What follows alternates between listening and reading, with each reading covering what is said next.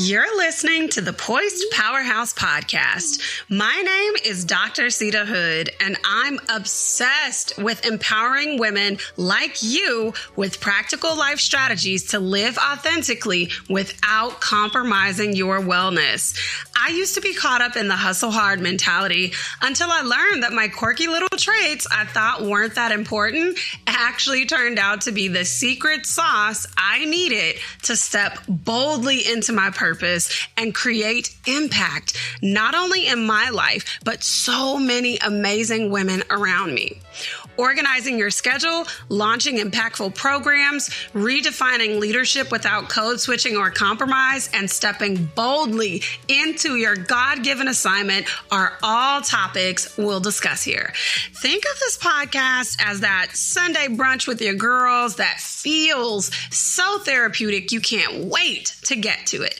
But let's clarify, this is not a substitute for a relationship with a licensed therapist. All right, grab your notebook and your coffee or your tea. We don't discriminate over here. And let's start the show.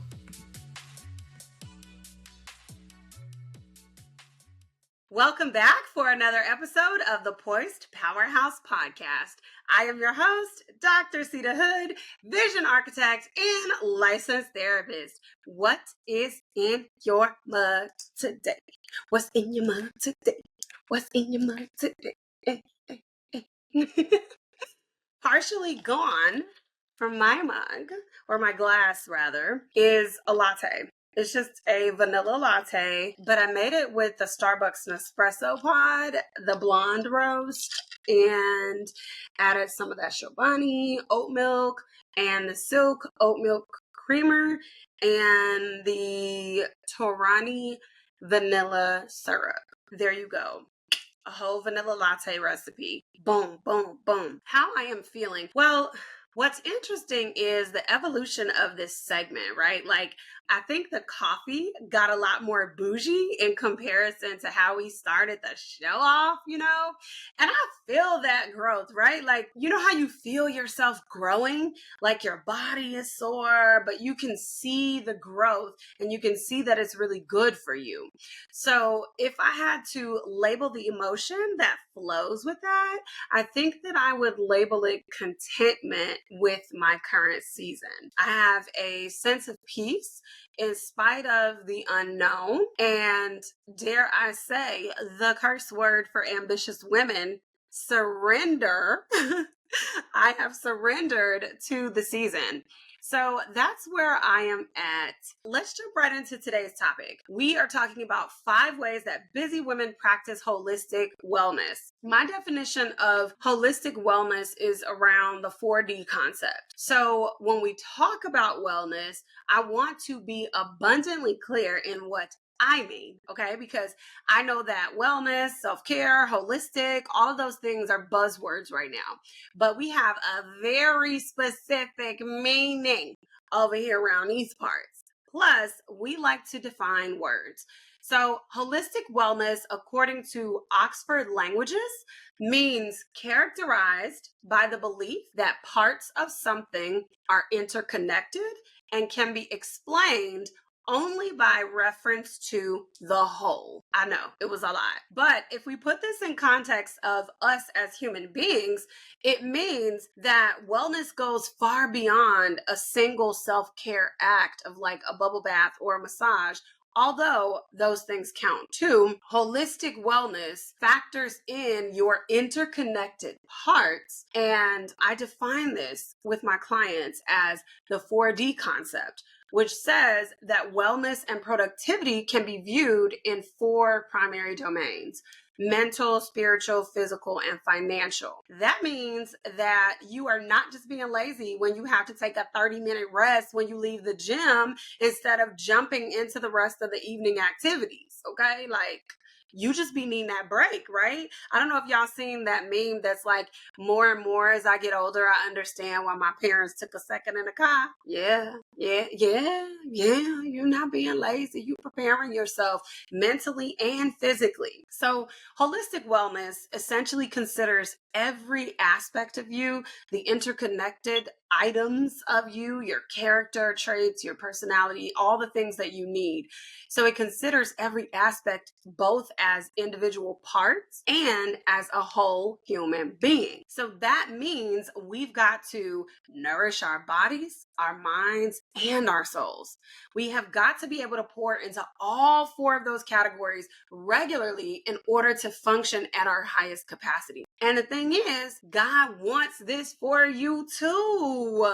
That's the reality. Like, He really actually created us to flourish, to live abundantly, and He never intended for us to be bogged down by stressful life stuff and so bogged down that we forget to care for ourselves. Even if we look at the reflection of the Garden of Eden, everything was laid out perfectly, right? All Adam and Eve had to do was very small, specific things, but it wasn't overwhelming. It wasn't this busyness. It didn't take over them as human beings. So God wants this for you too. He wants holistic wellness for you. With that being said, I'm going to give you 5 ways that busy women practice holistic wellness. I'm going to introduce to you the fabulous 5. Hey, aren't you tired of running around like a chicken with your head cut off? How many times have you promised to do better with your wellness routines only to let life get on top of you again? I want to invite you to pause and pour by downloading my app, The Lavish Haven, your sanctuary for cultivating daily wellness. It's completely free to use.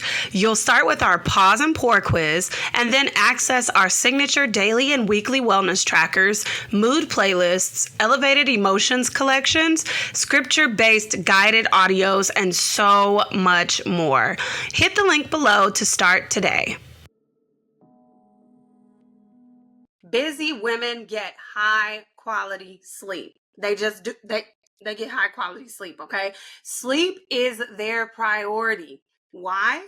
Because they know that a well-rested woman is a woman who is ready to change the world. She knows that she makes better decisions when she is not constantly thinking about how exhausted she is. Quality sleep is essential for both your physical and your mental health. This is why I have specific templates like the Unwind Evening Routine template in my program, because creating a restful environment is so important for getting your body prepared to relax and get high quality sleep. And that high quality sleep sets the tone for your day the next day. That it sets the tone for your morning, for how your day flows, and even maybe kicking off the week more effectively by the amount of sleep that you get, right? Also, we talk about establishing regular sleep patterns to support your body's circadian rhythm. Now, I know some of us like to sleep in on the weekends or, stay up a little bit later.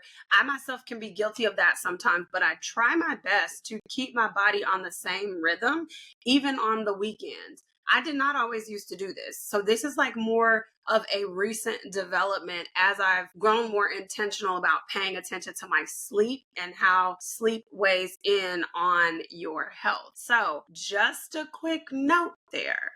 You have to take your sleep very seriously. Busy women simplify their schedules. A client was talking with me yesterday about managing her busy schedule and the chaos that's been added to this season of her life. And in 20 minutes, we were able to simplify her schedule just by breaking things down. And I know you hear this all the time, but maybe you actually struggle with putting it into action of how to break down larger tasks into micro tasks so that you can get things done. The tricky part for most people is likely knowing what tasks specifically need to be broken down. And that involves like knowing what each task actually means, right? Because we can say, oh, I'm going to do laundry. Sure, that sounds really simple, but let's keep it a hundo. If you're doing your child's laundry, yeah, you probably have to sort through the toys that are in the laundry basket. You probably have to walk around the room and hunt for some clothes a little bit, maybe even parts of the house, and hunt for all the clothes. Then once you've done that, you have to separate the clothes, lights, whites, darks, and then you toss one load in the machine and, cool, that's going. And then once that's done, you throw that in the dryer and bring the next load. So there are parts to all of this, and it's not just necessarily a simple act. And laundry is like one of those things where it is simple, yet it has so many smaller parts that go along with it. And so I think most people don't consider all the parts that come with the simple task of doing laundry. Another example of something that has grown in the way that it's produced is actually this podcast.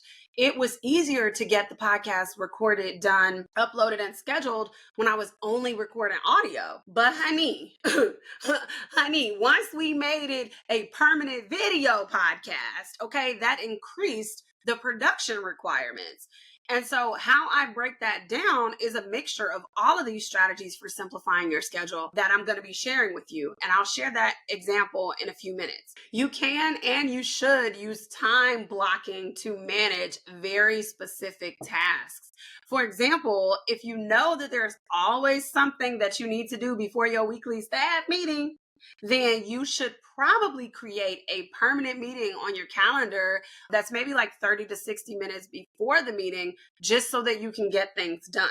This way, when people look at your schedule, then they will know that you're in a meeting or you're busy during that time, and they won't disturb you. And you only work on the designated tasks during that time. One of my favorite things to do as well when it comes to simplifying your schedule is to choose theme days. So going back to the podcast, it would be really nice to do everything all in one day, super quick, but my life is not set up like that. At least not right now. So here is the new production schedule that simplifies things in my life, breaks tasks down into smaller bite-sized pieces, and uses theme days. And I know some people are like, oh my gosh, I don't want to work on these things multiple days. I get it, but hear me out. It's really stressful trying to cram it all in at once. So here's what I do. Tuesdays, I choose the content topic for the next episode. Wednesdays, I do a brain dump of the primary points of the topic. Saturday, I fill in a detailed outline, aka the podcast script. And then Monday, I record the actual episode and send it off to my editor. So it's a couple of parts that's broken down because the way that my day is set up, I don't have time to do the research and all of that in one sitting, because I like to give you guys a high quality podcast episode.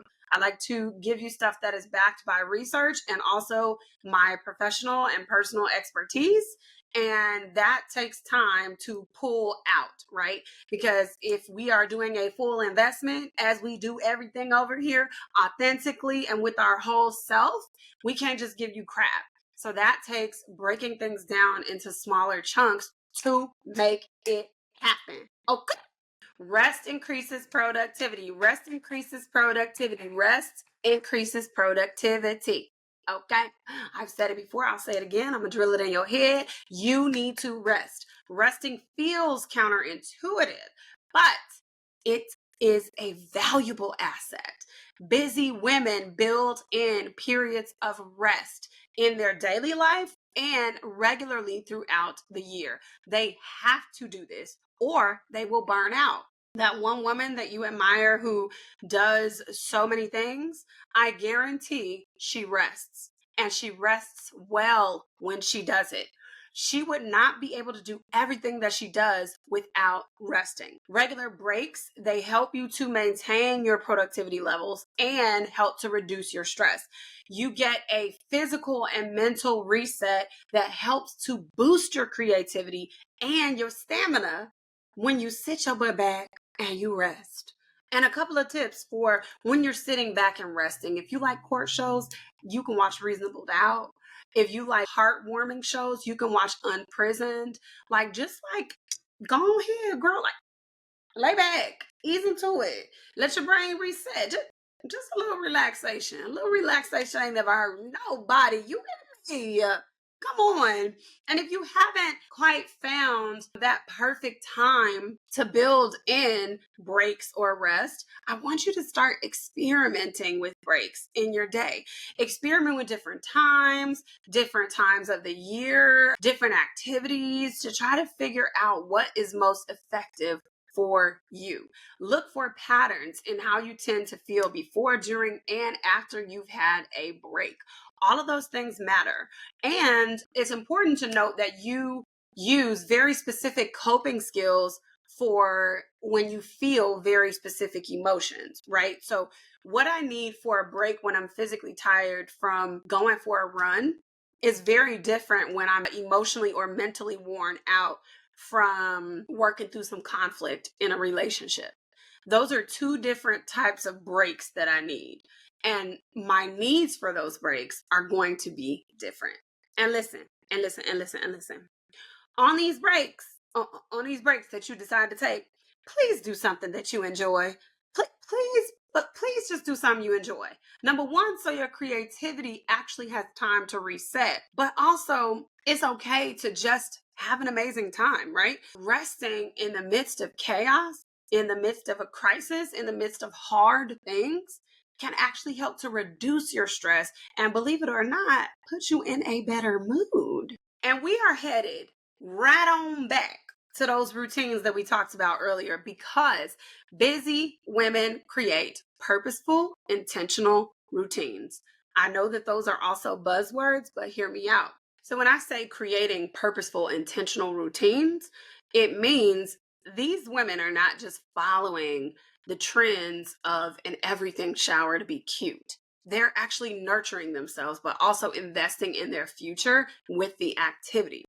For example, it's important to invest or stick to your skincare routines, especially if you have a front facing position like recording, because you want to care for your skin before you get a breakout. It feels good and it relaxes you in the moment, but it's also an investment in your overall wellness. One of the things we talk about in my programs is building a schedule around your values and principles.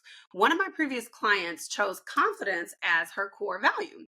And so if we take her example, a key contributor to your confidence is most likely going to be your skin, what your face looks like, what is the initial appearance when people meet you. Therefore, carving out time for skincare is an intentional, purposeful life move that aligns both with her goals, but also with what she needs in the moment.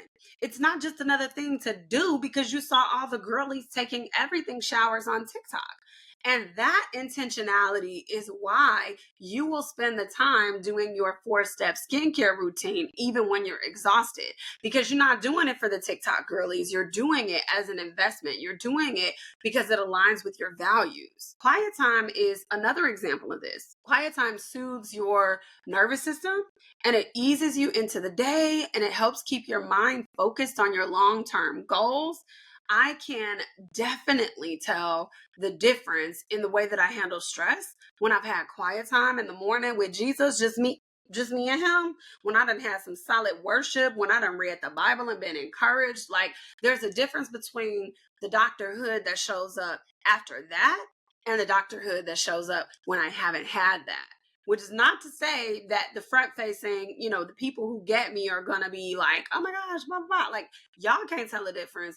I could tell a difference because it's a difference in how I feel when I have versus have not had my quiet time.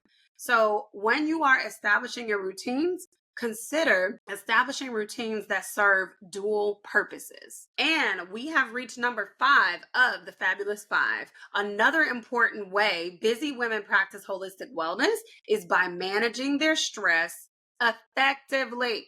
I didn't say effectively managing your stress. And you need effective stress relievers that don't create more problems for you, especially if you're in it for the long haul.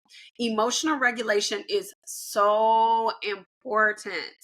I want you to pause for a minute and I want you to tell me how you currently manage stress. If you want to leave it in the comments, feel free to do so. If you want to tag me on social media, feel free to do so. Is the way that you currently manage your stress, is it positively or negatively contributing to your future?